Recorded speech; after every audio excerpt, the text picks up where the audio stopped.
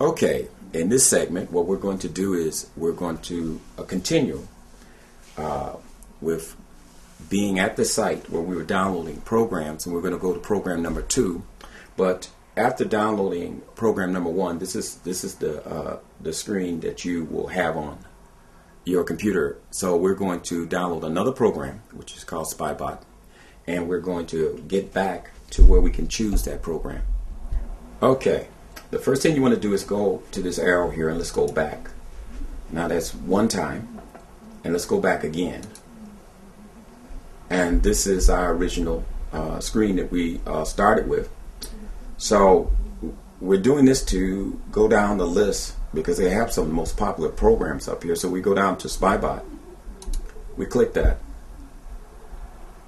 And we say we want to download this now. And we go back and we say we want to save this program. But, and so this time, since we've saved something from this site before, look at what it says here, local disk downloads.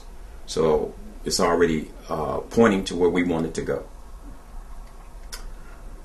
And this is also saying the folder is empty. Now that's because we're still downloading a program, and when both of them finish downloading, you'll see 2 programs in here. But we're going to say save, and that is Spybot. And again, here's the estimated time. You always can see just about how long it takes for these programs to go down. But that's getting our spyware program on the computer in a spot where we know it's at. And that's what we are going to accomplish in this segment.